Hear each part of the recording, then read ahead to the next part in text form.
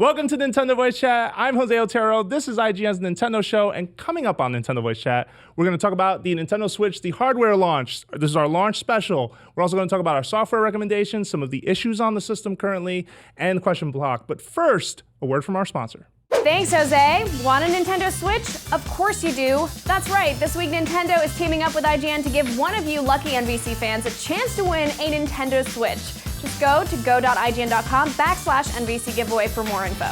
Switching it back to you guys. Thanks, Naomi. And here to talk about Nintendo and Switch with me, Brendan Graber. I have seen Zelda in my dreams. We got to get this boy a Red Bull. Wow. Brian Altano. And Jonathan Dorbush. Hey, everyone. All right, so Brendan's put in a lot of work on the Zelda review, so do not mind him. But we're going to kick I love things sleep off. deprivation. Yeah, it's pretty bad. We're going to start off by talking about the hardware. Specifically, what do we buy and why? Also, what do we want that we haven't bought yet that is available or slightly available? Let's start. So I'm going to kick this off. I bought a red and blue Switch, first of all, because gray did not appeal to me. I really like the colors right off the bat. And really enjoy that for two-player games. It's very there's just something about it that sits very well with me, the color scheme wise. Having gray versus the black didn't really work. Can we alter the question a little bit to what did you order and when did you actually get it? Yeah, I like You can throw that in. That's a good modifier. I bought an extra AC adapter because I travel and I don't want to disconnect my Switch from the wall plug and from the dock every time I need to take it with me. I have like several 3DS power adapters, maybe from this office. I don't remember.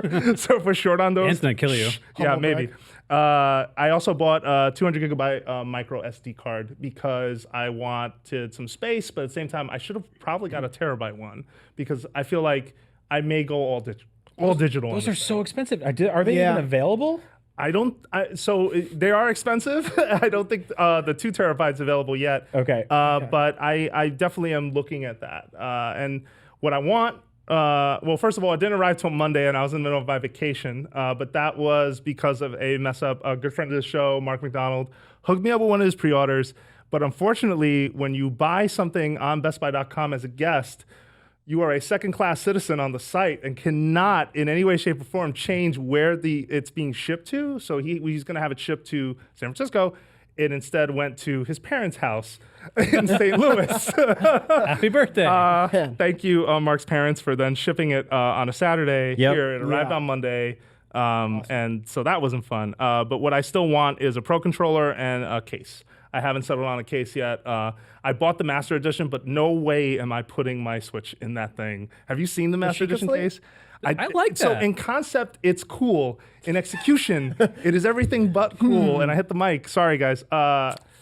It wasn't working for me. But anyway. I'm using that case. I was going to say, moving on. I'm using the case too. I wanted that I'm sorry. case. It looks like a science project. Like some kid in like middle school made my the design science of project. Yeah. I'll be totally honest with you. I'm at a place in my life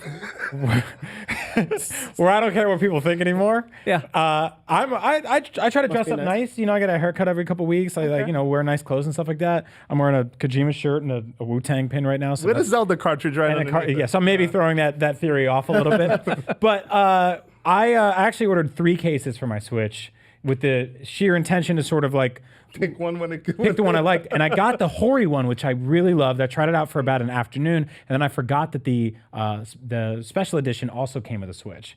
Or with a case. Yeah. Not a Switch. So It'd be nice if it came with a Switch.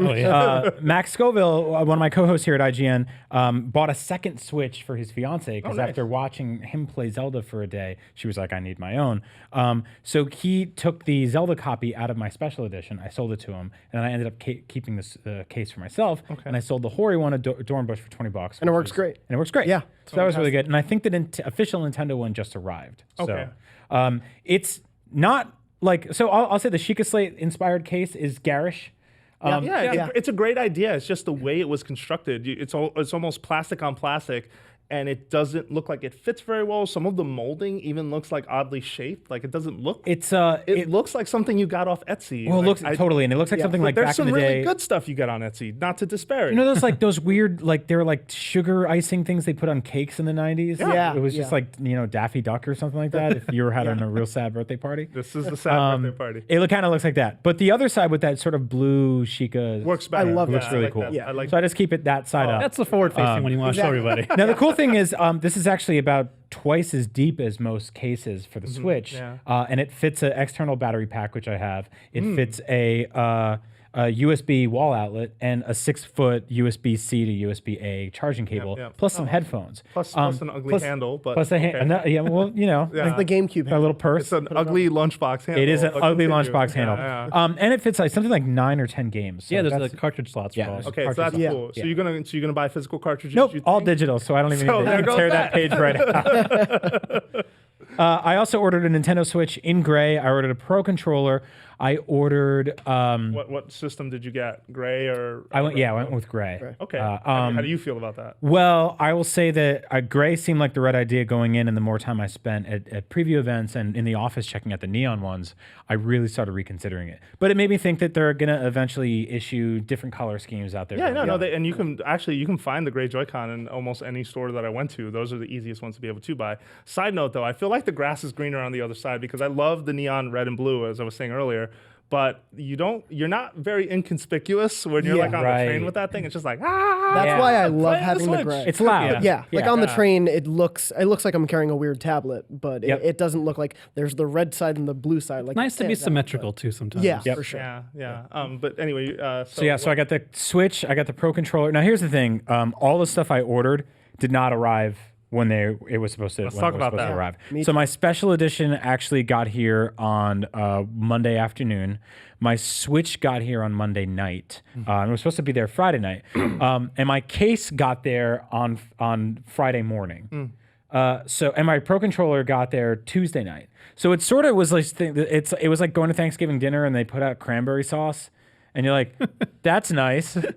Did you guys make turkey? Yeah. Like, it's gonna be a few days. I'm like, well, I can't do anything with cranberry sauce. Thanksgiving It's sad. Saturday, everyone loves it. So, and I never do this, but I was just like, I was beaten up. I was sad. I was coming home. Like, I watched the entire day was watching those shipping notifications on Amazon. And as I noticed, many people went through this. Amazon kind of dropped the ball on this thing, or maybe it was Nintendo. It's hard We to did say. a super informal poll. We did an article about the Amazon delays, and Yeah. the poll I put in the article, it was about 50-50 split. Obviously, there was no scientific basis for that poll. It's only our audience, but Yeah. it was about a 50-50 split of delayed versus got it on time. Got it. Yeah, it was interesting. So, I mean, I'm watching the shipping notifications, and all day it said we'll be there by 8 p.m. We'll Yep. there be 8 p.m. Tracking numbers, and I called UPS. UPS said it's not our fault. Call Nintendo. Nintendo was like, they don't. I'm not gonna answer their phone. So I'm just sitting there waiting, and I went on. Answer it. He's from IGN. I went on Twitter at like 8 o'clock at night, and I was like, I got my Nintendo Switch case, and that's it. Because everything else got delayed. I shed a tear for you. I And saw that. Jared Yeah. Petty, Yeah. former IGN employee, current EA employee, like super sweet guy, and his wife said Also that they salt of the earth. salt of the earth. Yeah. And his wife Angie said that they had an extra Switch because they had forgotten to cancel their Best Buy pre-order, so they got a second one. And they said we have one here. Redwood City takes about 38 to 45 minutes to drive to from my apartment. I got there in about 7. Okay. And I bought the Switch off of them. So they saved the night. I got to play Zelda all weekend, and it was good to go. Plus, I got a 200 gigabyte SD card. Nice. Okay. Yeah, they were on sale at Amazon. Yeah, because the one I actually talked about earlier on the show a couple weeks ago that I bought from eBay turned out to be a fake. Yay. Wow. Oops. Thank you to some of the MVC fans to reach out and tell me about that. I'm getting a refund. So Is there anything left that you want? Because you spent a lot of money. I was doing the math in my head as you were like, and I got this, and I got nothing, and I got a Pro controller, and I got that thing, and what do I want? What's left that is on the market that you kind of want, or just like would like to buy but haven't bought yet? So I would like. I mean, I've seen like there's a stand that they make that's kind of cool. That allows you the to Hori charge. one that it's kind of elevated. I know what you're Yeah, talking about. yeah. So I think something like that is cool. I would really kind of like just a little collapsible iPhone stand that I can throw into my case because charging at the same time is kind of a pain because the charge goes underneath. Yeah. Other than that, I mean, maybe another dock. Like, I did end up buying screen protectors for it, which I hate that I have to do, but with the dock issue being we're gonna kind get of to a that worry. later. We'll talk about that. But yeah, that was pretty much it. I think I'm good for now. I didn't get any of the Breath of the Wild amiibos, so I'm How did you survive? very proud of wait myself. a minute, really? Yeah, I was in your stash, by the You way. on the patch? That's it's underneath. They're like a big A on like your arm. I've got a little NFC reader on my arm at all given times. It's so the cool thing about the Switch is it's portable, right? That's the hook of it, which to me has been working perfectly. And I can bring it into work and just walk over to Jose's desk and scan my amiibo while he's in a meeting or something. So. That's why I haven't bought it. Oh, is that? We make the daily loop. We go from Jose's desk to Justin's desk, and then we get Brandon. I've heard about Alkowitz's this. desk. So can you say what that is? Like, just tell people who are listening. What are you talking about? So both you, I think Justin's the worst offender of the Amiibo Collectathon. Yeah. He has a giant pile on his desk. Jose, you have all the Breath of the Wild and 30th anniversary ones on your desk. And then Brandon Hunt brought in a bunch of his Amiibos.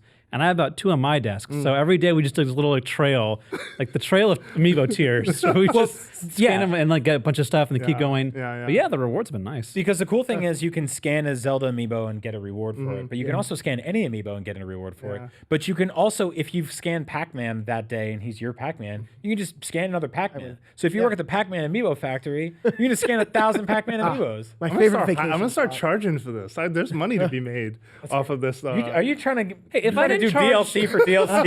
If I didn't charge for the dog Amiibos, you shouldn't charge for this. First of all, I wasn't even a customer. That's your loss. We were very I told you opposed. from the beginning we should get in on this. What Brendan is basically- talking you had a- about is you had that a in the kennel office we had a wolf kennel going where basically Brendan was going to 100% someone's Twilight Princess save file. He was trying to get mine. And I wanted money because I was like, hey, if we're just going to scam people's amiibo, pay me. Like, I'm sorry. I don't usually do that, but I felt like, whatever. I didn't want to look There's other good Samaritans in this office. Yeah, besides so then you. Alexio from love our and work video environment. tech. Dude, I'm sorry. You are a dollar bill too. No, I'm kidding. You're not. Oof, I'm gonna get out of here. No. But tell us, actually, speaking of spending dollars, tell us what you bought and what you still want. Yeah, I picked up the gray Switch because that was all that was available on Amazon when the pre-order went up. I got that, the Hori case from Brian, and that's all I bought. I got a physical copy of Zelda from someone else. Okay. I'm kind of keeping it light right now because I want to see what comes out in the next few months, what new color Joy-Cons there might be. Like if there's a pair that are themed on the NES or the SNES, like I totally would buy I those think the before OG, that. the gray model is the NES. Probably, I'm gonna break but- your heart right yeah. now. Did most of you guys just get Zelda as a game? Yeah. Physical and then snipper clips. So I went all digital. It's what my plan is here. I got Snipper Clips, 1-2 Switch, Zelda, Shovel Knight, and Fast Racing. Nice. Okay. And I I feel got like all it's those. been cool because like Zelda's obviously the star, and I'm playing tons of it. But every now and then I'll just have one of those like half an hours where I'm like frustrated because I keep dying against the same thing. Yeah, of course. Yep. And I'll jump over to something more lighthearted. Shovel Knight's a great fit on the It's- Switch. We need to talk Yeah. about that later. Yeah, that's a really good game. Yeah, no, I only went physical with Zelda because my thing is I'm going to go mostly digital, especially for all the indie games, but occasionally I just want like a cool box for Yeah. like the Mario game or Oh, Zelda of course. game. Yeah. No, totally. Generally going digital. And then, so I'll want more Joy-Cons, but that's pretty much it. I'm waiting. I'd love a screen protector too. Yeah. But I heard a lot of people are having issues getting the bubbles out. I've heard some people... Well, plastic screen protectors, that's the it's just forever problem. yeah, Like, so I'm getting a tempered glass one. I got the same that thing. should be here next week. So believe if I it's get like- the first one on just fine, you can Yeah. we can work something out All with right, the second Yeah, one. they're 2 for $10. I believe the company is called PDX. Stay away from the Hori Pro screen protectors because those are the ones like screen protectors, like you said, they bubble up, but inside the Switch dock, it's actually sort of providing an extra layer of heat to it. Yeah. It's like a little warm blanket for your Switch. Lovely. And it's causing them to bubble up a little bit. I think early accessories are always sort of like a hit or miss because for sure. a lot of people are building them based on specs or dimensions that are from like a website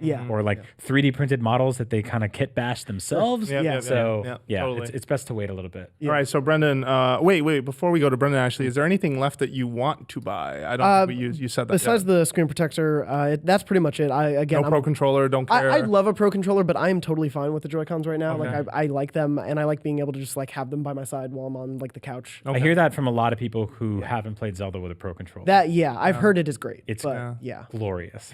It totally changed my It's the perspective. most comfortable to- way to play Switch Yeah. by far. Yeah. Not that I was able to play in all of them, and it is relaxing to just kind of like, oh yeah, I'm playing a video game, and you're just sitting there like this, sort of. But I did that last night. I actually put the kickstand up and laid down on my bed, put a blanket over me, had Zelda on my lap, and just laid with my sides with the Joy-Cons. I tried to in each do that. hand. The screen kept falling. I felt like I was like in a hospital bed. Did it keep falling? Yeah, just doop. I was like, my chest is not. You gotta hang it from the ceiling, maybe. Yeah, maybe. I saw a picture of someone jury rigging a cardboard box over their head with the Switch peeking through and then just lying back, looking up at the Switch with their hands to the side. That is so dystopian. It is. That's a little scary. That's almost. I don't know how I feel about that. All right. So wait. So Brendan. Now let me ask. What did you buy and what do you want? So the only things I bought were the Master Edition of Zelda and then the gray Switch, which I got both on Amazon.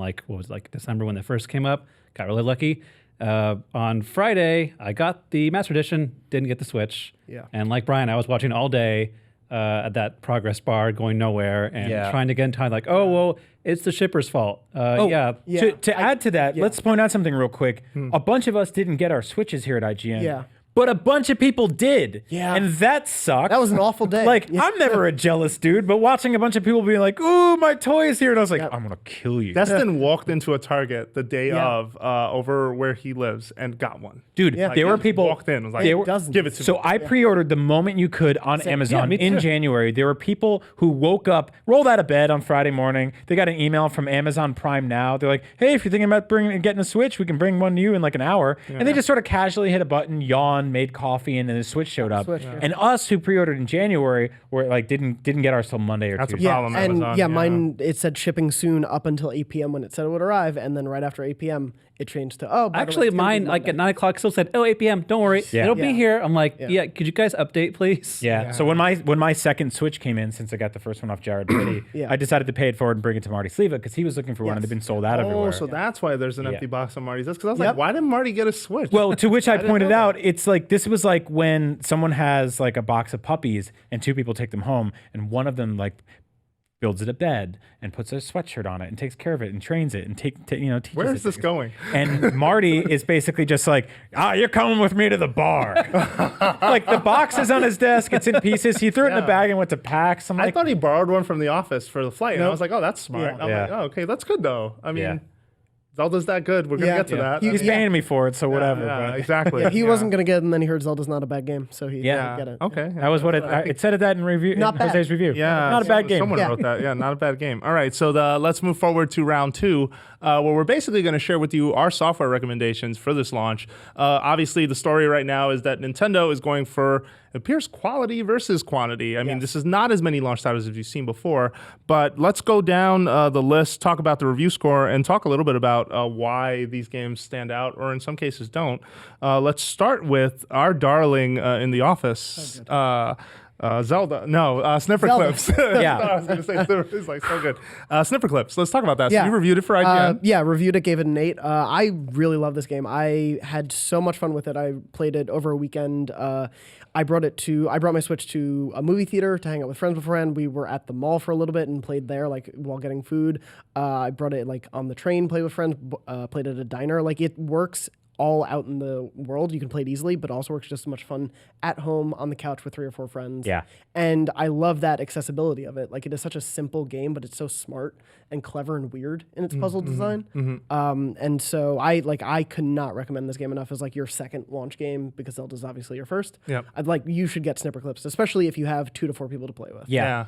And which, like, the cool thing about that is, like, the way the system's designed is that you automatically have the 2 controllers sitting there. I feel like in the way Zelda really leans into that sort of personal adventure of Link with his, like, Sheikah Slate and you with your Switch. Like, there's this very mirror effect there, which I really enjoy. Snipper Clips does that for sort of, like, fun, lighthearted multiplayer stuff. It's the first time I've ever gone from, like, giggling, laughing out loud to yelling at my wife, I need you to be a triangle. Like, it's just one of those things The where neighbors are like, what's going on with like, those what? two? That's a weird fight. You're saying the weirdest things to your friends. I'm like, yeah, can you jump on my head and then cut a little bit of my bottom off? And like weird things like that. What's funnier than playing the game is being outside a room, people playing the game, just listening in. Yeah, I'm going to cut you. And you're like, wait, what? That's not a good and thing. so if you don't know a lot about the game, it's basically a puzzle game, sort of, where you play as these 2 to 4 characters that are shaped, and they're sort of like, they kind of like lean into the shape and color of your Joy-Cons a little bit. It kind of echoes that. And you can cut each other into pieces, jump on each other, and solve a series of sort of different singular puzzles that never really get solved the same way twice. And I love it because there are so many different types. Like one is obviously like cut yourselves to match a certain shape. Yeah. Then another is, hey, this frog is really lonely. Get another frog over to him by navigating him through the world. Yeah, or hey, we're going to Totally drop a different. basketball from out of the sky and you have to get it over to a hoop. And, you can solve it in a multitude of ways. But what else is interesting about it is you can kind of challenge yourself. Like we were sitting in the middle of sort of a restaurant joint and with a bunch of friends. I went on vacation and it was just funny because we were trying to do it on one bounce, like when it falls from the sky, try to grab it, bounce, and then throw it over to the hoop, sort of like an alley-oop. Yeah. Came close, didn't do it, but it was still one of those things of like, it's a game where you think to yourself, I'd like to try this, and then apply it. And a lot of times you find out you can do the thing that you thought. But you also have to be very creative because you have to think about like, okay, what shape do we need to be in? The funniest thing that happened when I was playing was the four of us were doing a 4-player puzzle and the room is split in half. So we were the team on the left side of the screen and we were done. Right side had to just finish their job. Is it the one with the crank? It was something like that. It was one that was similar to that, but they were sort of struggling with how to do it. And so I just look at my partner and I'm like, well, we got to do something. And so I like cut a shape of her. She looked like the banana from Peanut Butter Jelly Time at one point because it looked, you have the eyes and it's very expressive. Another point, we cut each other that she was a circle with a pie mouth like a Pac-Man, and then we snipped the bottom of my snipper clip and it was a ghost, and we just kept running back and forth. Oh, that's At one great. point, we just made a heart, and we were like, we heart you guys. Can you figure it out over there? Yeah, no, that's but we made awesome. our own fun while the other side of the board was trying to finish things up. I think that's a really cool thing is this sort of idle animation stuff or just kind of hanging out. Just like while you're trying to solve a puzzle, you can walk up to your friend and just cut them in half, cut them into pieces, and you hit a button and you reform. So it's fun. There's that angle to it. But the characters have those eyes that are like, oh no, why'd you do that to me? Or they're like, They're really Or they goofy. even smile. and sometimes they like it. when they squat, like they look terrifying. Like it's really, really fun. I really hope people check this game out. Yeah. It's $20. Single player is like, it doesn't work really I would nearly talk as well about for that. me. Yeah. I played all of it also single player and with people. Since I was reviewing, I just want to make sure because it's not that long a game. It is fine as single player, but it is like exponentially better with people. It's like Mario Party. Like you can play it by yourself, but why would you? Yeah. It reminded me a lot of, or almost like something like Triforce Heroes, where you're Yeah. doing a lot of like character switching. And it means that you're missing things like the momentum of two characters running at the same time, which actually I've learned helps a lot with puzzles. Like I'll tell someone to stand on my head and then slowly walk across the room while holding a frog. A weird sentence, but there it is. What this game does. Yeah. And I do love, before launch, I was like, oh, 1-2 Switch should have been the pack-in game because you see it in the way it's motion-based and small mini games. This would have been a great pack-in game just to show off the system. Yeah, totally I think it would have been the better packing game, to be honest. Not to disparage 1-2 Switch, but I feel that Snipper Clips, kind of lives up to the example of what they want you to do, which is give someone else the controller. And it's also just charming in every way that a Nintendo game would be. Interestingly enough, though, I also did want to talk about that. I wish there were more 4-player puzzles because I feel like that ends really quickly. It does. And it's unfortunate, just given that the 4 that you do are very well thought out, and then you're kind of done. I think it's like less than 20 even. 24? There's I forget the number. There's but a normal set of, I think, 12 4-player puzzles and then another like 8 or so. Yeah. Like that are all harder variations. Yeah, I mean, this is the kind of thing I would buy puzzle packs for if they put out same. one every couple months or One, something. yeah, and the interesting thing, lastly, just to round this out, is this game wasn't made 100% by Nintendo. This is a second party through an independent developer based out in the UK named SFB Games. Yes. Hopefully, they're going to start talking a little more about how this happened. When it was shown at GDC several, if not last year, definitely a few years ago, it was called Friend Shapes, and it didn't have the eyes or that quirk, but it did have the shapely mechanic to it, and sort of cutting out, and even some of the puzzles are the same in terms of like the hoops obsession, which this game loves basketball, by the way. Yeah. It's really cute. Yeah. Can't recommend that game enough.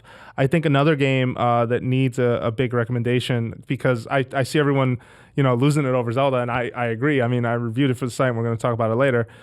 Think not a bad game, but I think it's a great game. But Shovel Knight, Spectre of Torment, deserves like a lot more microphone time, I think, than it's getting, and I feel like that's the problem with launching something as hard as well done as Zelda, a killer app, if you will, is that it does draw the spotlight from other games. So Brendan, why don't you kick this off? We played it a bit for our live stream of the Switch launch stream, and like we only had it for like half an hour, Damon and I'm just like, can I keep playing? Like, I really want to keep doing this. So playing that is such like I played the first one, which was just Shovel Knight before they had the other ones, and then Plague of Shadows, which was a great kind of remix because they kept the same levels, but they remixed how you play with the different mechanics, different jumping, different abilities. And then so with Spectre of Torment, you have brand new levels, a brand new story, and brand new boss fights that like weren't there. Yeah. And the way they jive so well with what you've known, but they also give you something like that's great that you can either, if you never played Shovel Knight, this is a great place to start. Yeah. And if you have played it, this is a great remix to go back and play it again. Yeah. They're selling it as a standalone game that you can buy for a certain price. And if instead you want to commit to the entire Shovel Knight package, they have that called, it's basically called Treasure Trove, which has Plague of Shadows, the Spectre of Torment. It has the original Shovel Knight campaign, which is now called Shovel of Justice. And it will have, when it's done, the King Knight campaign, which is going to be a free update along with a 4-player battle mode. I completely agree in that. Like they've redesigned stages, and the character specifically is what I'm most drawn to. Yeah, Spectre Knight is so well executed. He has a very unique moveset. It's high skill based. Because when he's in the air, he can basically slice towards an enemy in diagonals, and so you can either slice diagonally downward or diagonally upward, and you want to use that momentum to reach higher platforms. On top of him just having, I forgot what they call, I think they call them curios, but these are sort of abilities that you'll get based on items that you'll sort of buy in the world. And just like Shovel Knight, they have a very charming marketplace that you can explore, and there are a bunch of secrets and things they don't tell you in that marketplace. There's a lot of charming dialogue, and this character has a tragic past that they hint to in the beginning, but the further you get into the game, the more you learn about it. And it's really interesting there as well. Very, very, very happy with it so far. And I had to stop playing Zelda, and I'm glad I started playing this. That's the feeling that it sort of gave me. The game's excellent. It's if you don't know about Shovel Knight and the way it plays and performs, I mean, I think it combines some of the best aspects of some of the greatest classic franchises of all time, stuff like DuckTales, Mega Man, Mario 3, Zelda, all that's in there. And the fact that Yacht Club just keeps producing fantastic content around this core idea, it makes me go, man, I can't wait to see what they do next. But I'm also like, yeah, don't take your finger off the trigger yet, because you're firing. You know, you're doing really, really well. It also looks and plays like gloriously on that Switch screen. Like absolutely. We don't have virtual console stuff yet. Arcade Archives, which is a series done by that company Hamster Games. You probably saw. They do a really good job with that. They've been putting a bunch of stuff out on PS4 for a long time. I've got stuff like Double Dragon and Contra on there. They just launched like 6 games on the Switch shop today. So that's cool. Were that those SNK like Neo Geo games? Metal Slug, King of Fighters, stuff like that. Okay, cool. A couple other games I'd never really heard of before that are interesting. Yeah, I saw them on the Japanese store. I was like, what is that? I didn't know it. But they all still mostly revolved around arcade 2-player concepts, which makes sense for the platform. So we're starting to see some sort of retro-ish games on there, but Shovel Knight's a game that was built to look like it's a retro game, but would be impossible on retro hardware. It's actually built for the ground up for current gen, next gen, last gen hardware, and it looks great. Definitely check that out. Just awesome action platformer, mild RPG elements, super cool game. I mean, a brand new soundtrack. And a brand new soundtrack. The soundtrack rules. The salt, though, for some folks is, well, I bought Shovel Knight on Wii U or I bought Shovel Knight on 3DS. And there doesn't appear to be any form of a discount for this. Treasure Trove is $24.99. If you just want the Spectre of Torment campaign, you can just buy that standalone. So that's an option. But I'm telling you now, like this one's really good. Like you need to give this game some attention if you haven't, and even if you are burned, well, I bought Shovel Knight already, like then just get Spectre of Torment, but you will be satisfied by this game. I'm telling you right now. I have the original Shovel Knight on my PS4 and PS Vita, but I'm gonna buy the whole Treasure Trove package because the next expansion coming out, it'll end up working fine money wise, but also that base game is so good, and it's like I've been dying to replay it, and this is a great excuse to go through all of the content. All right, so then let's talk about by the way, Shovel Knight, Spectre of Torment, the Treasure Trove is reviewed on IGN. It got a 9 out of 10. Amazing. Let's talk about Fast Racing Remix, which is rated a 7.4 by Cam out on our Australian team. And this is he calls it the love child of like Wipeout. Wipeout. Thank you. Wipeout and F-Zero, and that is absolutely apt. Fast paced, $20. came down on basically like the mechanics are really good and they almost have an Ikaruga-like sort of feel to them in terms of the application, which I think was a very smart observation. Something that's missing though is, time trial isn't there. Some of the online stuff still needs a little work. And the developer though has said, we're doing more. We're going to put out a free update. We're going to take care of this. But if you're looking for a really good launch game, like racing game, like this is the one. I feel like a game of this style doesn't launch on hardware anymore. Like, no, not at all. Anymore. Yeah, you and I were talking about that during our launch stream here at IGN when the Switch first launched. It was very typical for a very long time to launch a console with some sort of futuristic racing game between Dynasty Warriors. Yeah, and Dynasty Warriors. You got your Wipeouts, your Extreme Gs, and games like that. And it's been a while. It's also been a long time since we've had like a really. Since we've had a straight up F-Zero game, like it just hasn't happened in a very long time. So this is sort of servicing both those needs. And I really like it. The package itself is a little bare bones, but in terms of like a $20 game, it's definitely one of the prettiest games on Switch. Looks really good on that screen. 60 frames per second and all that. Yeah, in motion, it's really fast, really fluid and beautiful. One thing that's really weird is the rumble in this game is like through the roof. So I hope that's one of those things like they give you an option. Rumble. Yeah. It's like it's great, but Ice cubes are getting clocked. it feels like you're holding a steering wheel. Like I drove a dune buggy for a video shoot the other day, and it was less jittery than that thing. than this thing. But I do love it. I really, really like this game. Yeah. And it's cool to just pop in, do a couple quick races between things. Like when you're playing the Switch in handheld mode, I think that games like this, games like Snipper Clips, they really shine where you can just pop in and play through a track real quick. So yeah, I'd love more time trials, more stuff that's kind of like shorter, piecemeal. And some of their course designs are fantastic. Like there's this one called Iceland that it was in the DLC pack for this game, but it is such a spiritual successor to like Big Blue, and you're able to basically drive around what is essentially a cylinder, and they have all of these hazards and crazy things, and sometimes your mind is just like, where am I right now? And where am I going to get off of this thing? Because there is a jump. There's a nasty jump at the end of it that if you come off at the wrong angle, you are going headfirst into a wall.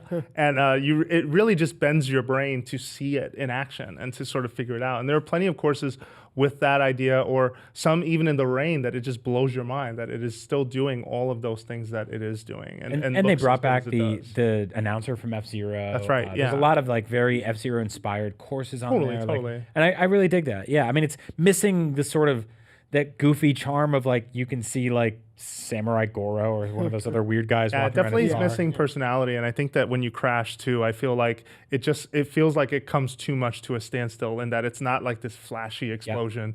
It's just sort of your ship just falling over with no real damage, and I feel like that's something that I wish were improved in this version. But of course, regardless, you're still getting a solid game under the hood, and that's the most important thing. Yeah, it's basically like an up port of the Wii version, of the Wii U version. It looks better. It's got all the DLC tracks plus a few extra ones. It's definitely a good package. Yep. So there's also I Am Setsuna, which is 7.5. Now I have not spent a ton of time with this game, but this is basically sort of your Chrono Trigger inspired follow-up years later.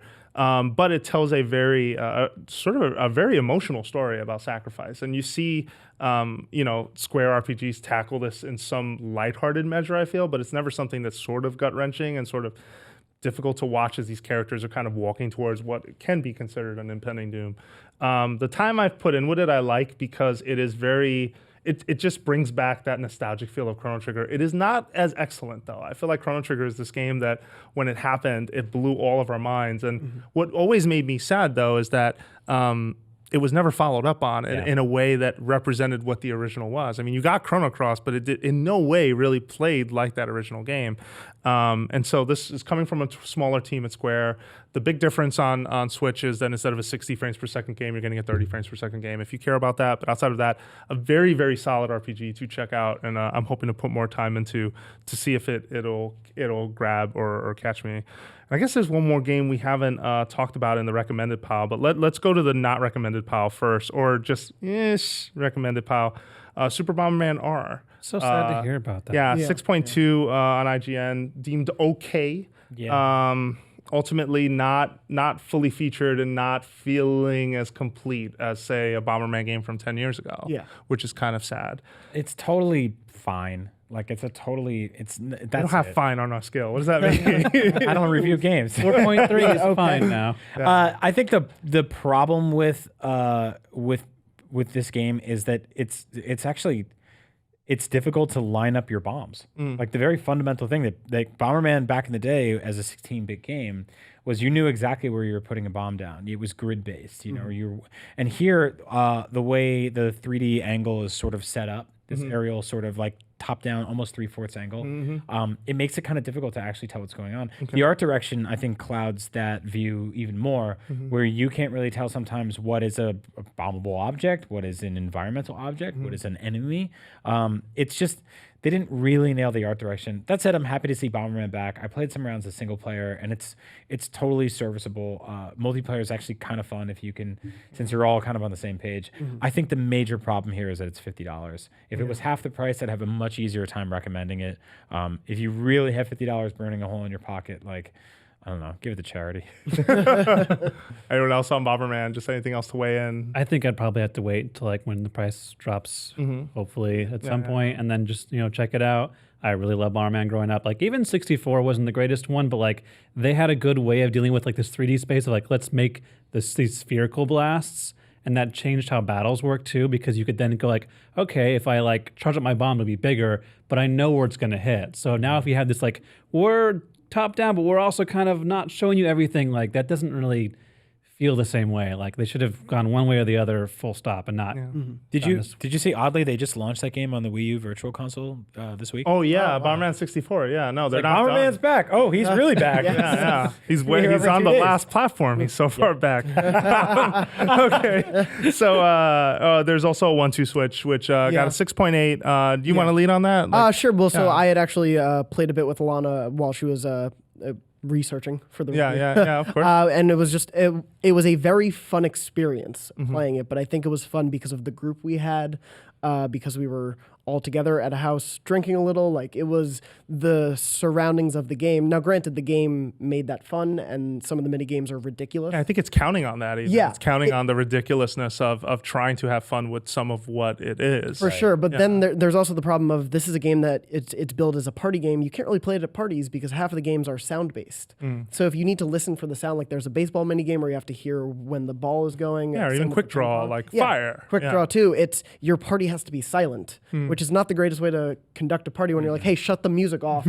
We need to play this game. Like it doesn't really work super well. And a lot of them, the excitement of it wears out like very quickly. Okay. Do you have any sort of 1-2 switch games that you would recommend? Because obviously we know Ball Count was one that like, okay, this really demonstrates technology in terms of what the Joy-Con HD Rumble is all about, you know, and sort of, and I finally got to play Safecracker. And that was another one where I was like, oh man, how could that possibly work? And you can turn it all you want, but until you find that different tumbler and you feel that different vibration, you're like, oh, okay, it's that one. And then you hold and wait. And then if you got that one right, you move on to the next digit to try and crack a safe. Yeah, there are definitely a few interesting ones, and I think Safecracker and Ball Count are both among them. I do Quick Draw is really fun, and it's also so quick that you can play 10 of them in a few minutes. The one that I have had the most fun playing because of how ridiculous it is Milk. Okay. And I want to keep going back and playing that every few days just because it's so dumb to stare at someone while you're milking a fake cow. Yeah, okay. Today, it's going to be on our Snapchat soon, in a few days. Okay. I milked with a real farmer. Okay, We who won? played against each other. You can find up by going to our Oh Snapchat. man, no And I know that he was also on Up Yeah, at he Noon. did Up at Noon. We interviewed an actual dairy farmer and asked him sort of how realistic this game is. Yeah. Where'd he fall? The long story short, and I won't spoil it, he said that the way you're yanking on those teats would imply that the cow has basically 3-foot-long teats. Yep. Okay. And you really want short little yanks, and he's doing like a real deep, well, you know. yeah. This is not Alright. the surgeon No, it's not. simulator of. Yep. No, Yeah. not at But all. it was really funny actually playing with him because he snapped into like his actual mode of milking. So he was using both hands, even though it's only the one hand game. He just went into it for both because he's like, that's how his motion is. Yeah. It's like, oh wow. So it was somewhat weirdly accurate. yeah. But then it is a 3-foot long teeth, which is weird. Yeah, I think there are some really Yeah. there's some really fun sort of isolated moments in this Yes. game. Yeah. But my disappointment with this game, outside of the fact that I really think it should have just been packed in, See, I'm going to push back on that one because I don't think it should have, but I'll let you finish. is that this game is lacking a sort of discernible hub or connection. I agree with that. I look at the way like Wii Sports is, or Mario Party, or Wii Sports Resort, and you sort of feel like there's rules there. There's like something keeping score. There's progress being carried over from game to game. You have an avatar. Like this game is just sort of just like make it up as you go. And that's why I don't want it as the pack-in. Like, I don't feel like it is one of Nintendo's stronger software experiences. Right. I feel like if this were the pack-in game, it sends a bunch of weird messages. One, it is a 2-player at most game. Like, there are very few games on there that are single-player based. You need a second person in the room just to unlock most of the games that are in there. Secondly, I don't feel that Wii Sports was a game about demonstrating the way the Wii Remote was supposed to work, but you also got a good game in there. You also got something you can play by yourself. You also got something that kept score, that felt like a Nintendo experience. This thing has a few moments where it is that, and a lot of moments where I didn't think it was that, or where it felt very, very odd. So I guess I feel like Snipper Clips is the better I agree with software. that. I feel like it is something that embodies what the Switch is, that can be played as a single player and is okay, just like playing Wii Sports by yourself was okay, but then it is infinitely better with a second person in the room, or with 4 people in the room if you want to play together. So you're saying you don't think that 1-2 Switch should be included because it's like it's not strong enough? I don't think it was. Because I think I'm with you on that. Yeah. Yeah. It actually it feels on like probably even under like Wii Play levels. That's what worries me a little bit too. It feels very Wii Play in a lot of ways. You were going to say something. I was just going to say I 100% agree that Snipper Clips should have been a pack-in over 1-2 Switch. Yeah. I also think 1-2 Switch should have been max $30. That this is a $50 package is crazy. Yeah. Especially that there is no game surrounding the mini games. There is a mode where you can sort of do a weird board game thing where you pass back and forth and it moves across. But other than that, there's very little to it that feels like a meta game to keeping score and everything. And it doesn't really keep a longevity for that title. It's like a party toy, basically. Yeah. You know? Yeah. It's odd. And I think that at the end of the day, Nintendo, when they pack in software, they wanted to hit a certain quality standard. I think they wanted to hit a certain message about, not just the platform, but what's capable. And I think while this thing does demonstrate a lot of things about the Switch as a whole, I'm a little off put by it. It is wacky fun, and the most fun thing for me was watching the groups that would form whenever you pulled that thing out in the building. Like, especially, what's the one with the treasure chest that everyone? I think went it's just nuts called treasure for? chest. Okay, That there's one's a one fun where you're taking a Joy-Con, one in each controller. It's a competitive game, and you are spinning it and moving it around to try and undo a chain that is wrapped around it on screen. So you have to change direction a lot. You have to find different way, and you have to do it before the person next to you.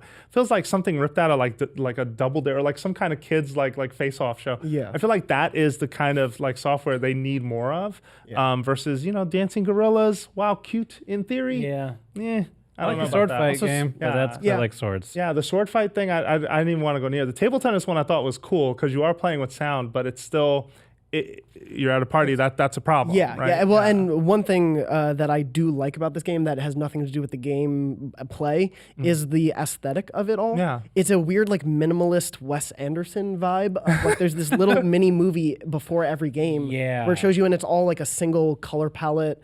And they clearly know this is weird. Like the actors, it's very surreal. It's very odd. Like I wish Wes Anderson had directed all of these. It feels like if they took an extra step, it would have been hilarious. It would have been so much darker. Probably. Like the milk.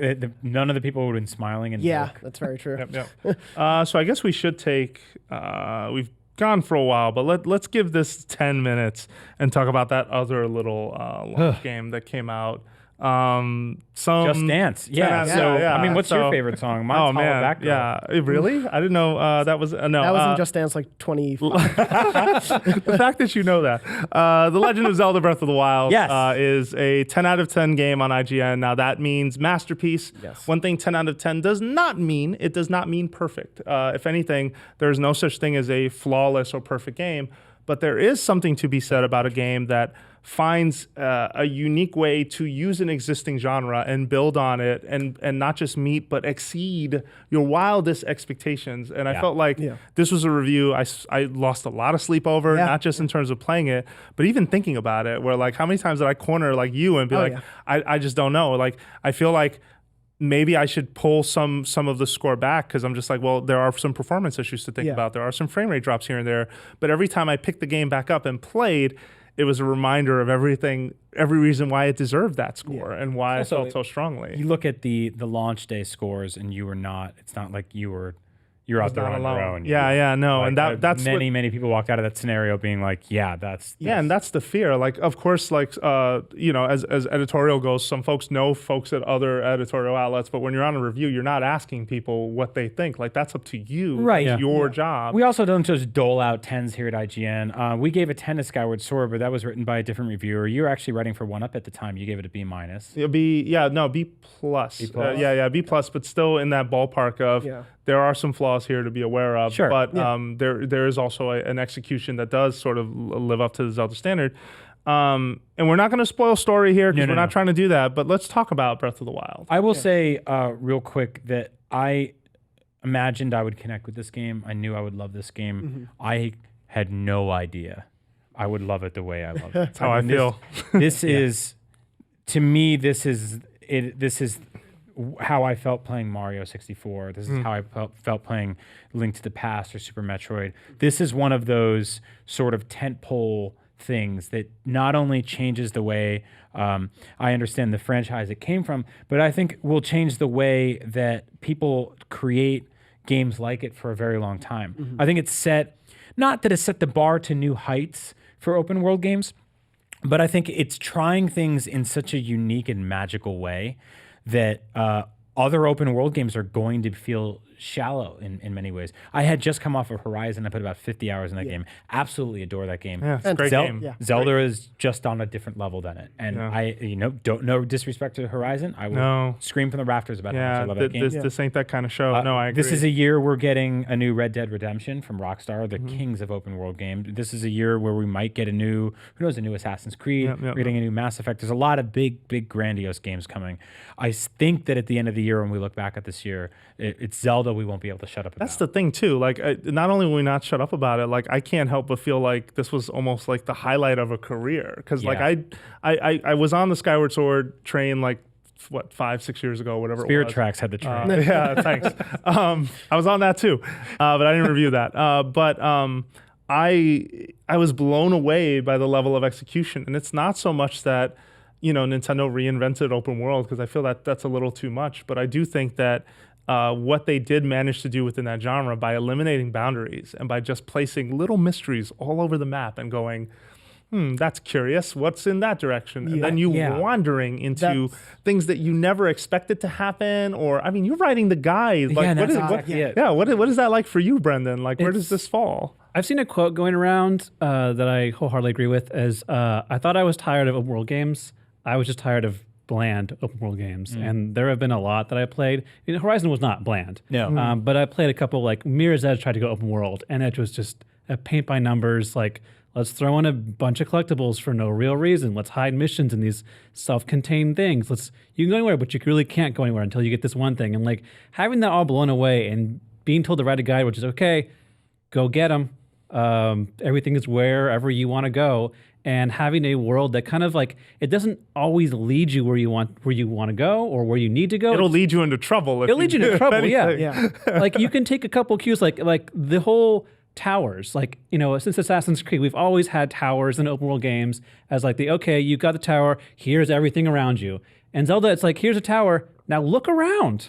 Actually look, and you'll see things of like, okay, there's a shrine, that's a path, I think that's a stable, I'll go there first. And then you just glide down, and there's this very like strong notion of being like a kid in the woods in this game, or like going hiking, or like going to a foreign country by yourself for the first time. Like there's this idea that like I'm somewhere I've never been, and it's mysterious and dangerous, and I don't know what to expect yet. And I don't think that this game exceeds all of our expectations and triumphs because of what it adds to open world games. I think it works because of what it doesn't do as a Zelda game. The things you expect from Zelda games that it takes away, which again, I will not spoil, but there are so many tropes now that we have come to expect. Every beat, every single thing, it's exactly the same. The start of this game, they're like, collect 3 things, and you're like, here we go again. All of that gets thrown out the window. All of the things that you sort of go to expect from Zelda games, the items, weapon progression, the puzzles, typical progression, all of that. to even the things that are iconic with this series and that are very much woven into the fabric of what Zelda is as a franchise. Yeah, it all gets just very much this game reinvented just here. says whatever, we'll do it live. I And you're kept like, wait, waiting what? for that moment where like, okay, here we go. I got to do that thing that's in every other game.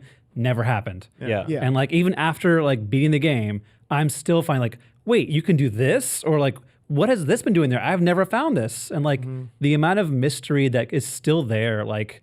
I just checked my Nintendo account because I didn't link it before, because when I got the guide, I was on the pre-release Switch, whatever. I finally linked it after looking at my personal You got Switch. to see play activity. So I got to see my play activity, 130 hours. and still And going, how and the m- guide's not done. What's your percentage on the game? I'm not going to talk about I that. know. Talk about that. I think that's fascinating. You want me to talk about that? Yeah, say the number. So yeah, there's a completion percentage you can check. Don't say when. Just Not- say, you can just say check. how much. Yeah, I'm at 15%.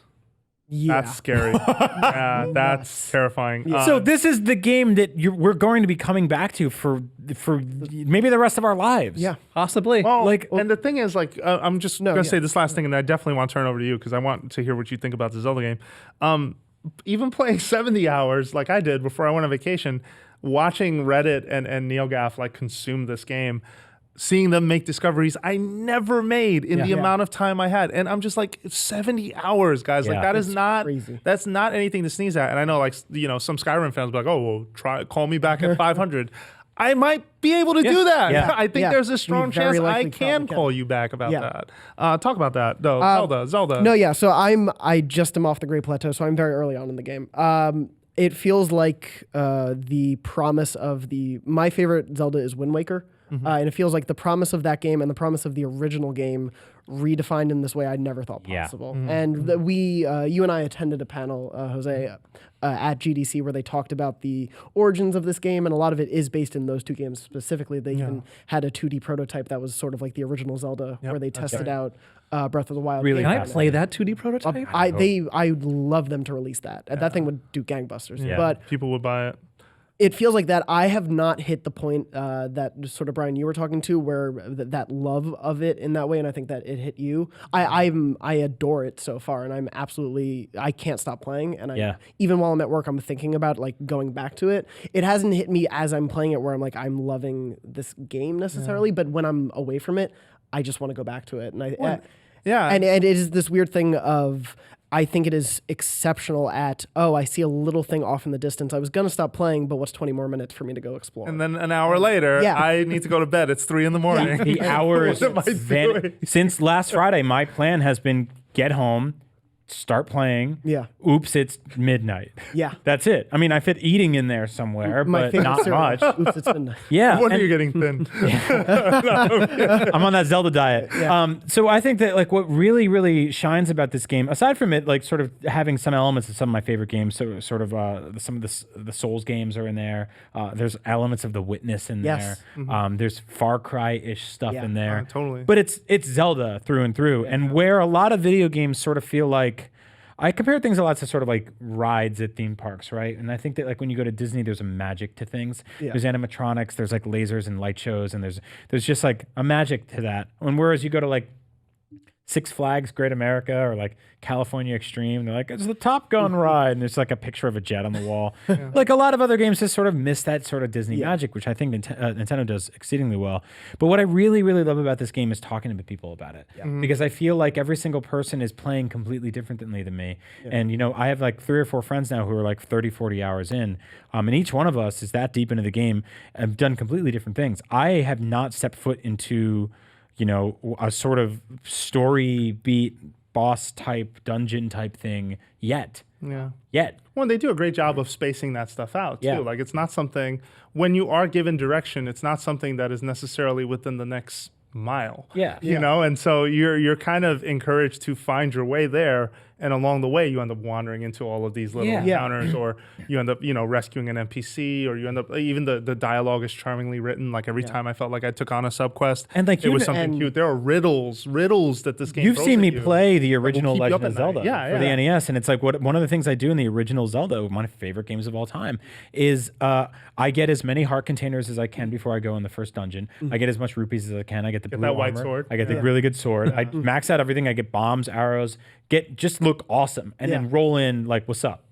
And I'm gonna roll into the first dungeon in this game, having seen. I can't wait till you do the first dungeon. Like we have to have a conversation. Yeah, in it's the gonna be future awesome. Just about what they did in dungeons, and I hate bringing it up and not talking about it, but I need to respect that the listener probably hasn't seen this. I mean, obviously you haven't seen this. You haven't. Yeah, I'm 30. You have 35, 40 hours in, and I haven't done a dungeon. That's the Zelda game that we're playing right now. But you have done shrines, and you've been satisfied by them, despite them being shorter, despite them being different. I did a ton. I looked up the number I did, and then I said, "Oh, I'm probably almost done." And then I heard from Brendan the amount that are actually in this game, and I was like, "Are you kidding me?" Yeah, which I love. This game will be the game I play for the rest of the year. And no spoilers. I completely adore this game. Like I think that like. It's hard. Like you'd have to it'd be very difficult for me to come up with a list of legitimate gripes I have about this game. I kept waiting to find that one gripe. I'm like I said, oh, here's that one thing. Like even just from a technical, the frame rate things, oh man, this is gonna be so bad. I have a few.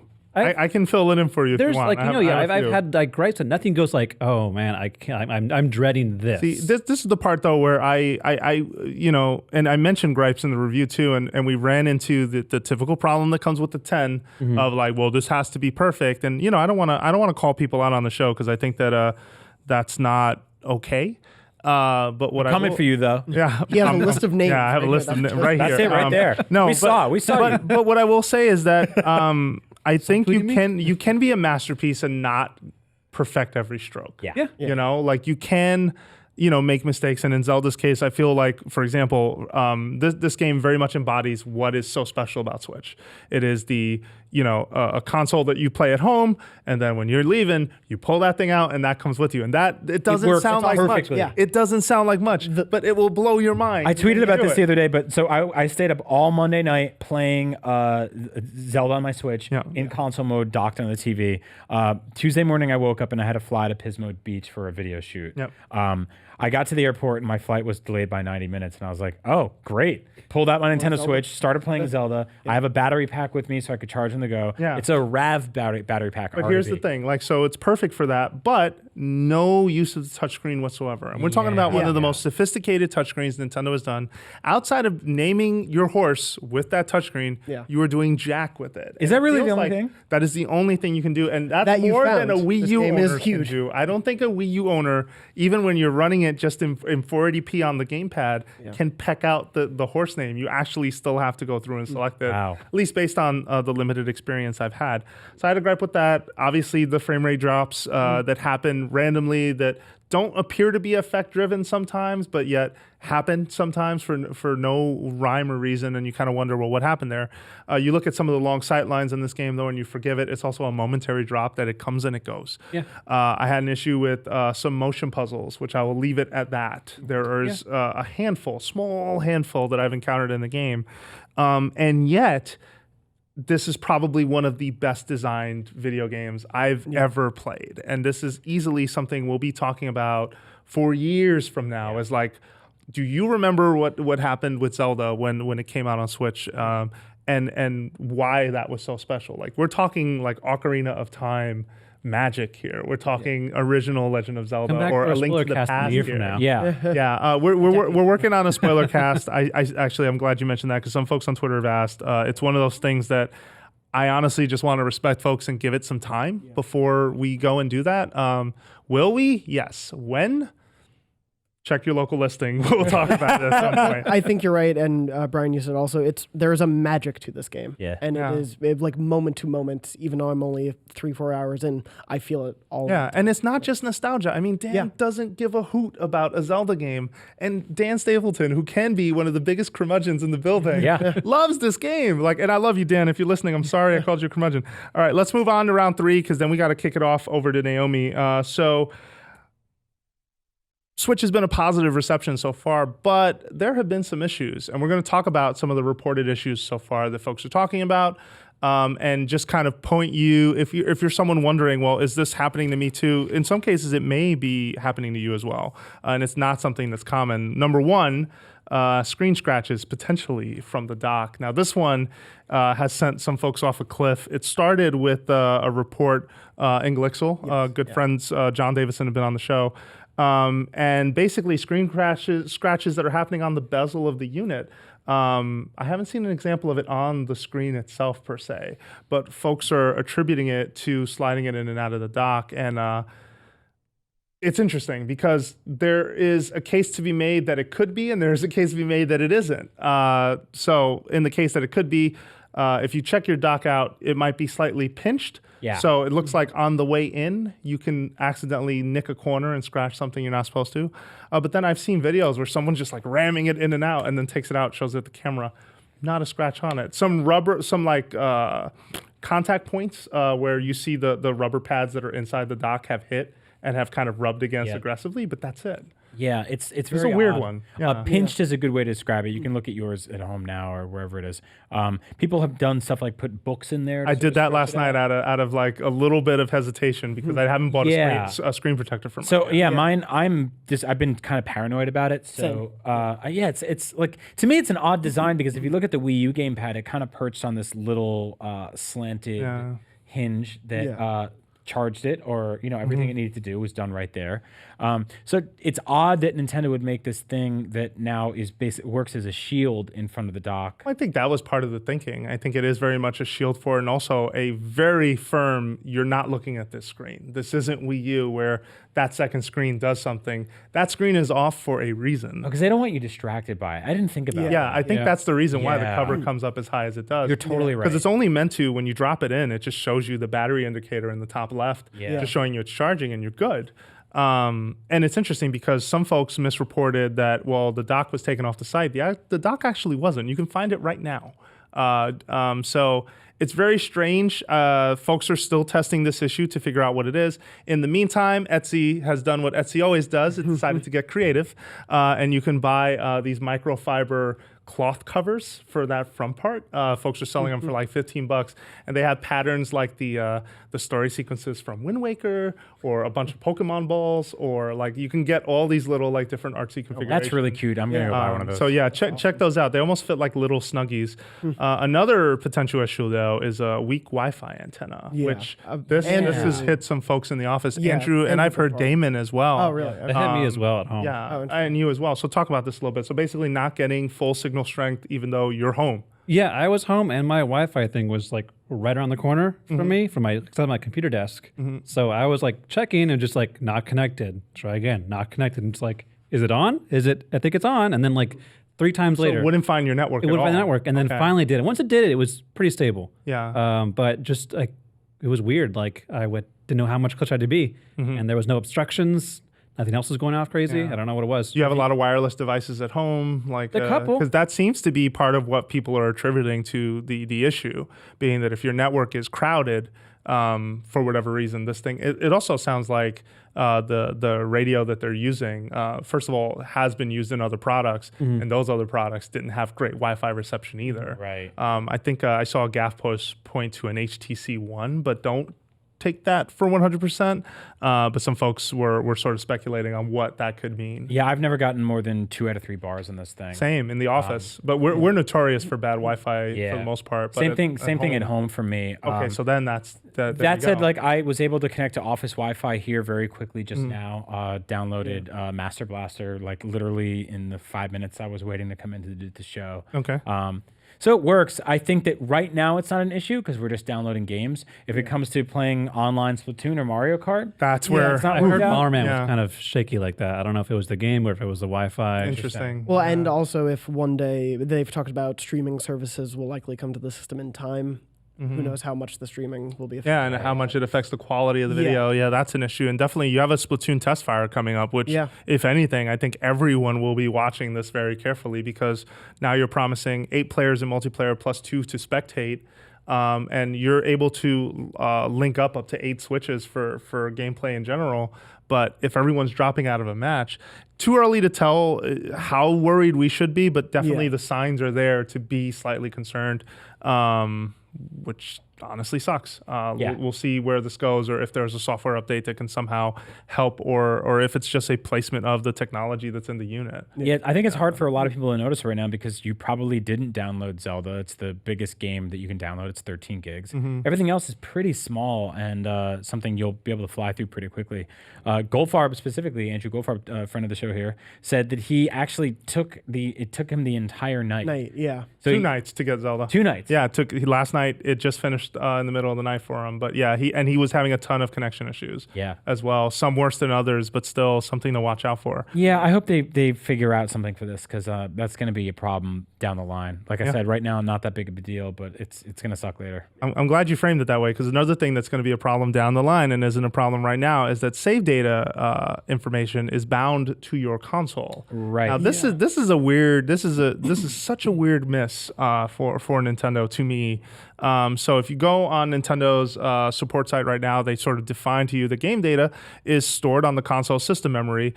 This will not change whether downloadable software or software from a game card is being played. So even if you're using a cartridge, you're not saving to the cartridge anymore, which is in one way good because then I could be like, when I'm done with Zelda in the year 2020, I can hand it to a friend or to a significant other and be like, hey, why don't you play this? And not fear you destroying my data.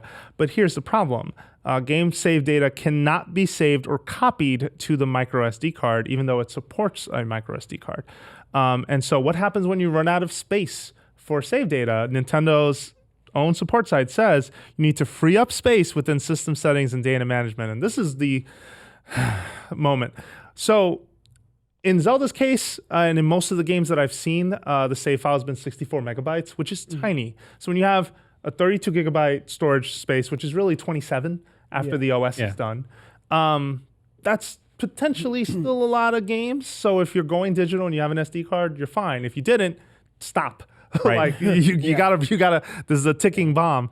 But yeah, there is nothing worse, I feel, for a gamer outside of a hardware failure. There's nothing worse than losing hours of progress. Like I'm losing 70 hours of Zelda. Luckily, Zelda's good enough. 130. Yeah, well, Where's that box of tissue? That's like a terrifying notion to me. Yeah. Like it's such a personal Zelda, game. though, I don't mind because like the knowledge I have, I want to apply in different ways to that game, and so starting new would have been the way to go anyway. It sucks though because there's so many things in that inventory that I'm like, will I get that again? Do I remember where I got that? Yeah. I am somewhat okay with it, but I think the quality of the game speaks to that.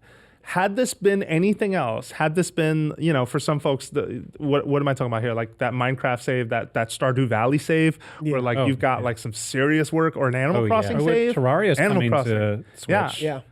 And these are the things that I'm just like, well, why? Like, I don't understand. Why do people not complain about changing phones when you're in Apple's ecosystem? I'll tell you why. Because you sync it up to your laptop or you back it up to the cloud. You have all of that information saved and you don't have to worry about anything. Yeah. You just move on to the next device and you're good.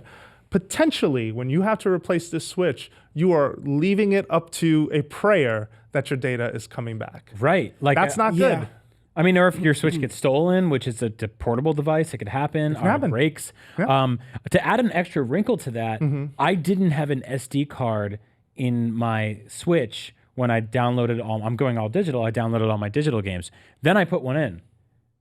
I can't move those downloads from my Switch to my SD What's card. it say? I just don't even have that Just option. won't It's just allow not it. even. It's not even in the menus. hoping- So now I have a 200 gigabyte SD card sitting there, has nothing on empty, and 5 gigs of free space on my hard drive. And I'm like, well, I'd love to free up space on my hard drive. I can't even manage my own fridge. Yeah, you can basically. delete Zelda, and you won't lose the save file. By the way, it'll keep that. Yeah? Yeah. You can I promise. re-download the game file. Yeah, it'll delete the game file. Only the save file stays behind, so you're okay. Or you know what? Archive it. Archive it. If you archive it, you delete the game file and you can re-download it, and you should be able to re-download it to the SD card. Brian is sweating right now for the Yeah, audio. I don't know, man. But No, it's still, this is not still- okay. This is something that needs to be fixed in an update. Yeah. And I feel like I hope that part of whatever this Nintendo online strategy is that they'll tell you, oh, this backs up to the cloud, you're Yeah. fine. Even though you kind of don't need it because the home console is the portable console. Right. Why would you need to save it to the cloud? Doesn't matter. Put it in the cloud. Just in the make cloud, me yeah. happy. But you know what else? Let me put it on a computer. Let me put the save file wherever I want. Because at the end of the day, I'm sorry. Like, I get that you're trying to protect your system or your game or whatever. You don't want people to cheat or exploit it. I don't care. This is data we're talking about. This is my time. Yeah, those are edge cases too. Like, don't punish the general populace off of just like the idea that 1 or 2 people might cheat or whatever. Yeah, and I'm basing that purely on speculation. I don't have the 100%, but this just feels like such a weird mess. And especially growing so used to like cloud saves on my PS4. Yes, I have my one PS4, but if I ever want to go over to a friend's PS4 or if I need a new PS4, I have it there. And I'm hoping when they do this big rollout of their online service in the fall, cloud saving will be part of it. Yeah, and cloud saving better not be the only one because then I feel like something's not right. Like let people back it up however they want. Yeah. I feel like you opened up the eShop, it wasn't that hard. I think this is another thing, and I think it's inevitable. Like folks keep asking me on Twitter, like, "Oh, do you think they'll fix this?" Yes, I think they will. I just think for version 2.0 of Switch software, this is a weird one. Yeah. All right. The last thing that was not patched yet is Joy-Con desync issues, which Nintendo has put up an advisory on their support page, just saying not to put the Switch behind a TV or near an aquarium or anything with a sort of interference of any kind. They have some listing there.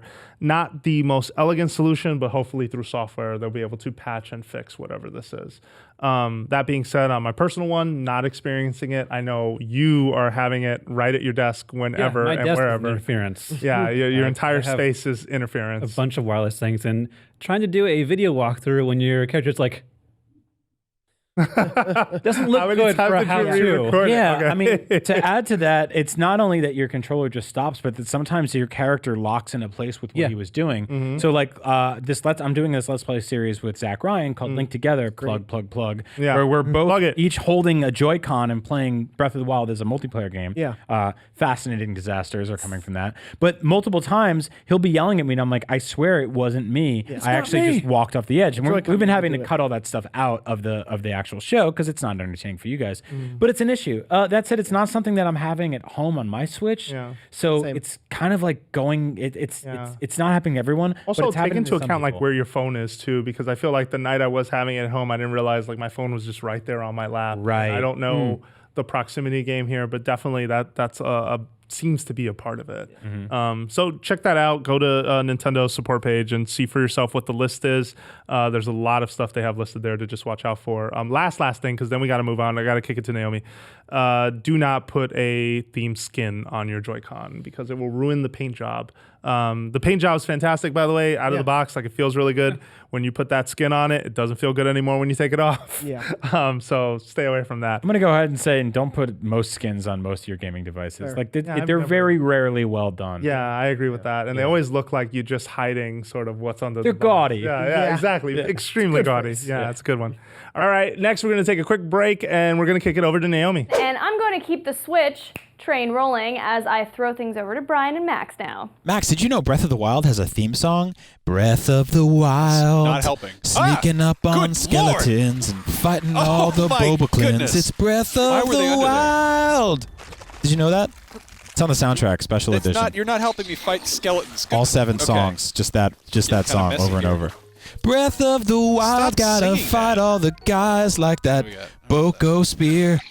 Getting all that money, Wow, there's a gotta nice little juggle get the rupees and steal up Oh, I all got an those idea. meats. I got an idea. Gonna fight stop the singing. bands and beat the bad guys. Gonna beat up Ganon You know cause what he the official stole pastime the of girl. Hyrule is? What? Baseball. Ow. Oh, you play baseball? Yeah, this is exactly how good I am in real life, too. Ow, come on. Breath of the Wild, you can play baseball against the You're bad out. guys. Baseball term. Almost dead. He almost killed him with his own rock. I'm surprised he keeps. You killed him. Because it's 1, 2, 5 strikes, he's dead in the hold high rule. Also on the soundtrack. I hate barrels. Welcome back, and our final segment, we're going to be talking about your questions. This is question block time. So I have with me a list of several questions to keep you here busy.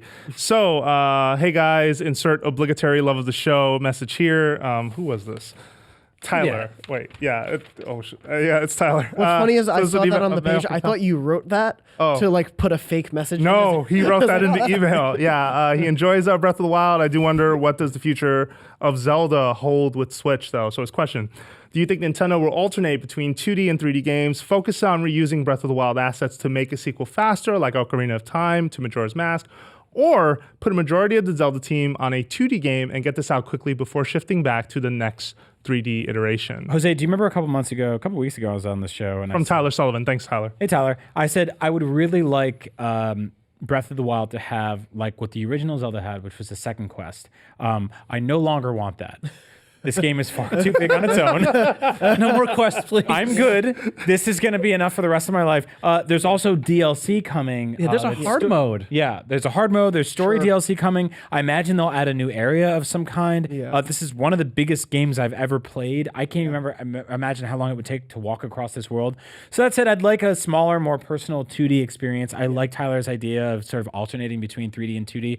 I do think it'll be a very long time after the DLC for this game that we see another 3D Zelda like this. They take a while, you know. So let's go with a nice. Let's get a Link Between Worlds 2 type of situation. that would- you know? It already is a sequel. It would be 3. Sorry, I'm sorry. I can see. You feel that? Yes. I don't see them reusing assets like the Majora's Mask kind of deal, but if you've seen like Wind Waker, when Phantom Hourglass, Spirit Tracks, they kept that kind of aesthetic. So I wouldn't mind seeing a 3DS game that kind of kept some of the aesthetic, but didn't like go for the crazy visuals. But like that art style, maybe trying to do something with that, or at least like how the sprites look. That'd be kind of cool to see like a separate kind of story. Why a 3DS game? 3D needs some love too. Yeah, it does need love, but that Switch looks so good. It does. That screen, man. I was playing my 3DS the other day. I love that system. Always have, always will. That Switch screen is something else. Great. Like it's hard to go back. So I will. It's like a bite-sized adventure. Yeah. Yeah. As long as they port it to Switch too, I don't care what the 3DS There you is. go. I want the 2D prototype of Breath of the Wild. I want them Yeah. to release that as a game. I know I said it earlier. Yep. It was so cool, and clearly they put a lot of effort into making it. Yeah. I think fans would go insane over it. What if and it's starring Biker Link? fine with me? And make it star all of the links. They showed Biker Link. They showed Metroid Link. They showed all these cool concepts at the panel. You should check out IGN.com for the coverage of it. Yeah, but great. yeah, I would love that to be a thing, like an actual thing you could buy. Okay. But yeah. I'm torn for several reasons. One, first of all, console Zelda takes a while to make. This one took, I think, 5 or 6 years. Yeah. It took longer than they intended, and that seems to always be the case with console Zelda. On top of that, I think we have the issue, and this isn't an issue, but this is a reality. I think the fan service, the franchise care for Zelda is getting out of control, I feel. Now, that might be blasphemy to big-time Zelda fans, but let me explain. We've had A Link Between Worlds, we've had Triforce Heroes, we've had Hyrule Warriors, we've had Hyrule Warriors again on 3DS, and now we have Breath of the Wild. I just feel like we've had a lot of Zelda in what feels like enough time, but I feel like Breath of the Wild is the combination of, this new step, this new direction. I like that the DLC exists. I wasn't opposed to it when they announced it. My only issue was you guys are being incredibly vague about what this is, and that for a game that we haven't played yet. So now when we think, there's going to be a new hard mode, I think we all at this table agree and have a better understanding that this game is hard. Yeah. I don't want to know what hard mode is. If Link is like starving to death or something like whatever you're going to add to that and make that unique and interesting, I'm interested in. And years ago when Breath of the Wild was sort of just revealed and didn't have a name, I wanted them to just find ways to reuse this world. And I think the DLC is that. Yeah. I think personally, you can work on a 2D Zelda or you can work on something 2D, 3D, hybrid, 2.5D, whatever you want to call it. But I do think that Zelda needs some time off. I think that we are hitting the point where you have experimented a lot with this series, where you have done a lot of cool, quirky things with it. I think if anything, I wouldn't balk at more DLC when you're done. But talk to me when you're done in the holidays. Yeah. I obviously can't make that determination now. But I think Zelda needs some time off. Well, I got to be honest. I have good news for you because I have a feeling we won't see another 3D console Zelda game until like 2022, 2023. Yeah. Switch version 3 point whatever. Yeah. It's going to be a long, long time. I mean, how long has it been since Skyward Sword, right? So that was 2011 to now. Yeah. So. And then Twilight Princess was 06. Well, we had it, and that's the other thing I left off my list. We had Twilight Princess HD. We had Wind Waker HD. Yep. Presumably, we're getting Skyward Sword HD. I mean, I don't think that goes away. It just depends on whether or not they're willing to commit to reworking that game, and I think maybe they will. But here's the other thing. I think after Breath of the Wild, can you go back? Can you go back to the way Zelda used to be? I don't like, know. I think you'd be sending Skyward Sword to its death if you put it out. Well, especially if you released it in the next year. Like, that shouldn't be a thing that releases anytime soon. I think that we've seen a lot of Zelda in a compressed amount of time. I think it's time for some time off. Yeah. Well, it's also even from the HD remakes. Let's be Give us honest. a I mean, break. I feel like we saw Twilight Princess and Wind Waker on the Wii U. I also left off Majora's Mask. Sorry. And Majora's Mask. I mean, in lieu of having an actual full-fledged, brand new 3D Zelda game. Those were great. They were great stopgaps to hold us over until Breath of the Wild. But we have Breath of the Wild now. Yeah. Porting Skyward Sword in HD and fixing some weird things in it, that'd be okay with me. But I think I would just buy it and maybe play it for an hour or two and then go back to Breath of the Wild. Or maybe do something like, I like that with the original Red Dead Redemption, Rockstar made a DLC version. Now, granted, I don't want them to take this 100%. They had a zombies type campaign, Undead Nightmare, and then they sold it standalone. I don't think that would be a terrible thing. I agree. I don't think that sort of making something smaller and then finding a way to sell it a separate way would hurt them. Yeah. Especially with how big this world is. Yeah, I guess smaller. Yeah, I guess the only challenge though would be like, what would the rest of the world do? And I can't remember how Undead Nightmare dealt with that. I don't remember offhand. It's been years.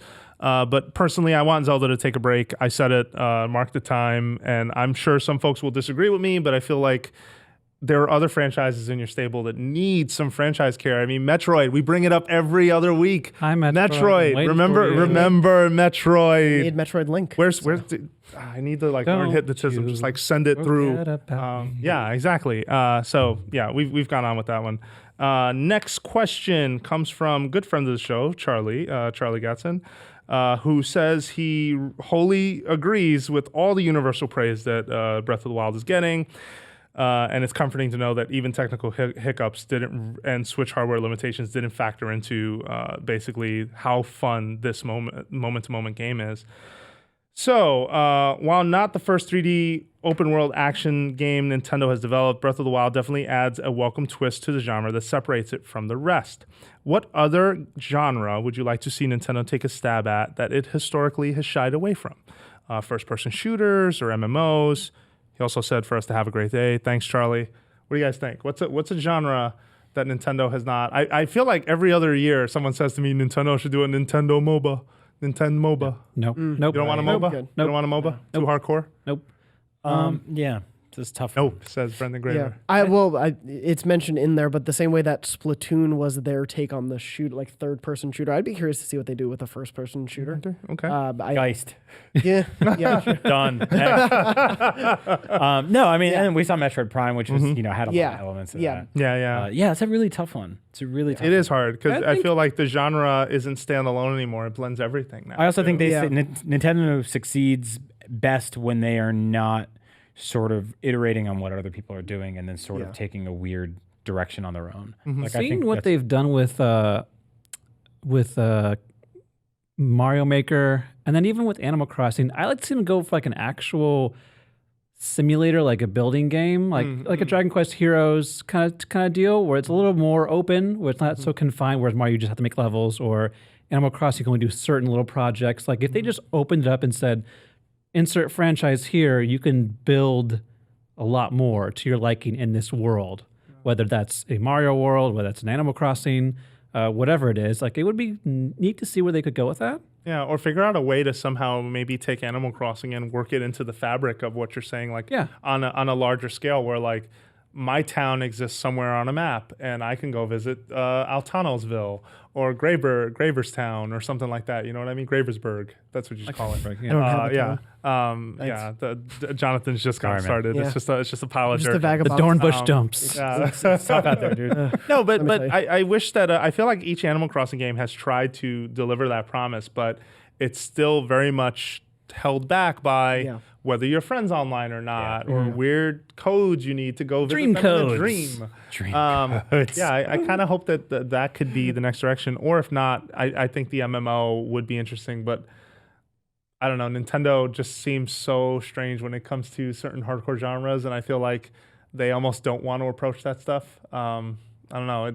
I know people want Pokemon to be an MMO, but it's not really up to Nintendo. Yeah. That's a Pokemon company question. Yeah, Pokemon Go. Yeah. Massively multiplayer. Yeah, that is actually the Pokemon MMO that secretly you had no idea.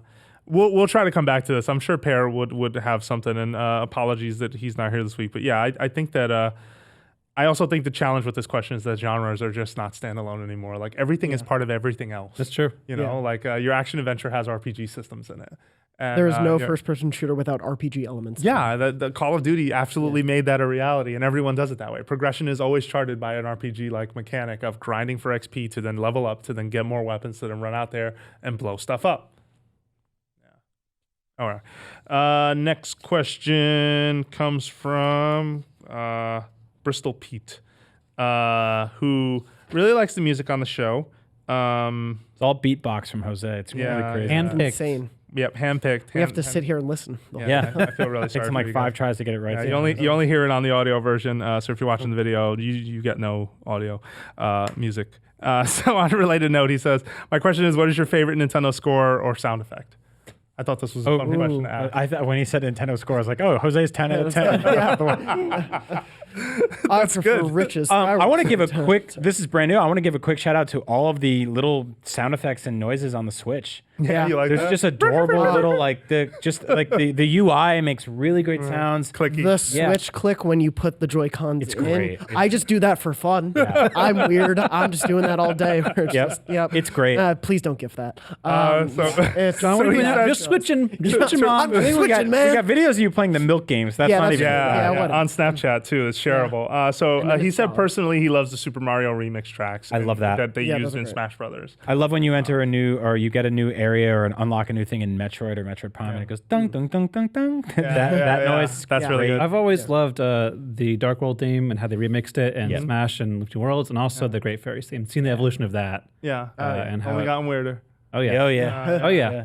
You first. Please. I was just gonna say, just since we're talking about Zelda all the time, the Wind Waker, just that general score has stuck with me forever. And Bill Trina and I geeked out about this once on the show, but KK Cruisin' from Animal Crossing. Oh Yeah. It sounds like a Dr. Dre beat. It's just one of my favorite I love jams. it. I've got a lot of music I really like from Nintendo, and I mean, if you listen to the audio version, those are all pretty much things I enjoy. I really like when they try the quirky offbeat stuff. Like I love my Zelda scores, and I feel like Breath of the Wild has an incredible soundtrack. Oh, God, that yeah. does a very good job of bouncing between when it's present and when it isn't. It's jazzy sometimes. Yeah. And I just want that guy to play my wedding. Like I want to find out like who is he? Just start like hitting the keys whenever tickling the keys whenever he feels like it. But then I love the item get build up in Zelda, because even in Breath of the Wild you get that. Yeah. And it's like this, almost like this music box. Like it's almost like a jack in the box leading up to the Even the cute little noise every time you get a new item in that game, and not like Skyward Sword where every time you get every item in that game. When you get a new fish, it goes like just that little thing. No, totally. I really love the music they play at Animal Crossing at like 3 o'clock in the morning. Yeah. Just like this. Well, I love that every low-key, hour has a its own song. soundtrack. Yeah. Like I wish we had a conference room in this building where every hour you get the ding dong dong ding, like the clock, and then for the next 5 minutes you get whatever the song of the hour is, and then it cuts out because you got to start your meeting. But I like that. I like how I made a beatbox joke earlier, and now there's just 4 men sat around like humming and singing their favorite sound effects. Yeah, but that's we rolled right into it. It's perfect. Yeah, no, they do a really good job with that stuff. And even when they revisit their history and they take something like an NES remix, or they take like the opening song you hear when you pop that in, sounds like you popped in a cartridge, and then it's just like you just hit play on 30 Nintendo games at once, and all of them decided to start playing sound effects. And it's done very, very tastefully. So I feel like we could talk about this forever. Also, Wario's Wah is just one of the Waha. yeah, one of the best sounds in any game ever. Yeah, any Rhythm Heaven song, especially stuff from the last one. I can't wait till Rhythm Heaven hits Switch, by the way. Yeah. I will lose my mind. Is that happening? That better happen. Oh, like, good. Yeah, I at don't this think point, it's it's not announced, if, but it's yeah. when. Good. Yeah, it better not be if. All right. Last question comes from Steven in the UK. Okay, so he loves the show. Thank you, Steven. His Switch arrived tomorrow as of the timing of this email, but one concern is a lack of mention of cross-buys. I kind of thought that since us Wii U owners got a bit of a sour deal with its support, that at least we'd get a discount on Switch purchases, which we already had. For example, Shovel Knight at launch or Mario Kart 8 next month in April. This late in the game, is there any hope of this, or am I being a bit too optimistic, holding on to memories of the 3DS Ambassador scheme of yesteryear? First of all, those things are unrelated. 3DS Ambassador scheme was, I'm sorry you paid $250. Here's 10 NES games and 10 Game Boy Advance games, and we'll never release the Game Boy Advance games ever again on 3DS. Yeah, this is the unfortunate reality that you're not getting a discount. We've been playing this song for years, man. Yeah. I mean, this is just the way it is. I really hope it's something they eventually lean into. I think right now they're really positioning stuff like Mario Kart 8 Deluxe, and what other games are getting sort of ported? Splatoon. Well, Splatoon's It's a sequel. Yeah, it's a sequel. Yeah, how dare you? I mean, like, just it's. Never mind. Yeah. That's all that's confirmed. I know before launch there were rumors that other Wii U games could get ports, but nothing else has really been confirmed yet. Like Smash may eventually. It would be crazy not to. And we're still waiting on some of those amiibo. So yeah. So I think would the ship has sailed. Yeah, I don't think this is happening. I'm sorry, Steven. Like I hate to be that guy, but it sucks because there isn't a precedent. And so I think that in that case we lean into nope. Like they're just not doing it. Well, and does that mean Virtual Console won't have a small upgrade fee? Yeah, I think nice. that you'll see. that I mean, they've at done the that very before. least, that'd be nice. But I mean, my Mii didn't carry over. yeah. Like Yeah. that's odd. It's Nothing it's, from your Wii U carried over. But that's tied over to my Nintendo account. Like I even had to make a brand new Mii on you my could have Switch. imported one from your Amiibo, but have you ever scanned one? No Have one's you ever done that. Dude, That's the thing. hey, Unless you played yes. Smash Brothers, you never did that. How do you do that? I used it from a Smash Brothers one. So remember, you brought in your. Did you ever bring in a Smash Amiibo? Like, did you ever try to train one? Yeah. So your Mii's safe to it. All you gotta do is swipe it on your Switch under the Mii. Also, when I registered your dog That's amiibo, like- No, it's not an No, obvious I know, thing. that's why I'm being it's not. sarcastic. when I registered his Wolf Link amiibo, I put a Miyamoto's face on it, so you Yeah. can make a Miyamoto. He wanted to make you Okay. smile. Yeah. Oh, that's cool. Yeah. No, that feels like Yeah. something from like 4 years ago. It like does. that. Yeah. So- Mii's under the bus right now. Yeah. No, I mean, I hope when the Virtual Console is a thing, however it comes to be, I hope there is some form of it because I don't want to buy Super Mario Brothers 3 for the 30th time. Yep. But in terms of Wii U games, I think you won't see an upgrade thing because the reality for Nintendo is also only little over 10 million people bought Wii U's. It was 12, I think. Was I how think it ended. 13. Yeah, tops. Yeah. And so the reality is if they want this to be to a more expensive market, the priority is on that wider market and not necessarily that smaller market. I agree. Yep. Yeah, and No, that sucks, yeah. but Yeah. it is. It just makes business sense yeah. to focus I think on that like if you were on for the ride for all through the Wii U, luckily you got to play those games that I guess a lot of people totally slept on. You got to play some really good games. They're great games. In terms of upgrading them, my suggestion to you is trade them in, use the money, put them on eBay, use the money, and buy Switch versions. And pick and choose. And that sucks because that's a very that's a pretty bootleg trading program. Yeah, but yeah. that's the best way to do it. Yeah. No, yeah, it has been the reality for like I want to say the last couple of consoles where it was like, oh, a bunch of things from the last box didn't move over. Props on Sony though for like the day I opened my PS4, having some games that I was like, Yeah. oh, I own this. Yeah, like that that's was so cool. And Flower and you want Flow and you want that feeling again. I feel like that is every bit as important to brand loyalty as the returning customer. I agree. Like just telling them, hey, you got a bunch of free games because you've been here before. You've shopped with us. Yeah. Anyway, all right. Well, we've gone over time. This has been a very, very long launch special, but here we are. It's done. Thank you so much for watching and listening to Nintendo Voice Chat. We're a weekly show here on IGN. We love your feedback. Email it to us at nvc@ign.com. We always want to hear what you think. And let's tell the folks how to find you on Twitter. How do they find the demure Brendan Sleep Graver? deprived. Yeah, the sleep The deprived, exhausted, still wants to hardworking. play more Zelda, which shouldn't Scary. be legally possible at this point. Yep. You can find me on Twitter at raga_fraga and tweet me with your tips. If you have questions about Zelda, I'm here to answer them. Yep. Sweet. I'm at Agent Bizzle, so you can find me there. And Linked Together shows up how many times a week? Every Thursday at 3 p.m. there's a brand new episode. We are a relatively spoiler-free show. We are not trying to get through any of the story cutscenes and stuff like that. We're just really out there in the world just getting in trouble. Just And pray it's for great their so far. and pray for their friendship if it will You survive. already broke his knee, didn't you? It's been tested. Yeah, he's been out with surgery, so I wonder what put him there. I'm Italian. Do the math. John, where You they can find me at JM Dornbush. Okay. Yeah. Anything to plug? No, just talk to me about Fast and the Furious. Or Kingdom Hearts. Yeah, or The trailer Kingdom was Hearts. awful. Oh my How God. dare you? How dare you? But stay tuned for my Fast and Furious cast. All right, there we go. And finally, I am Jose_Otero, and we will have a Breath of the Wild spoiler cast at some point. Don't rush. Have a good time. It's a brand new game. Enjoy. Yeah, like take your time. with this one. It's worth it, I promise. And you'll be hearing more from us. But thank you very much, and we'll be back next week with more Nintendo Voice Chat.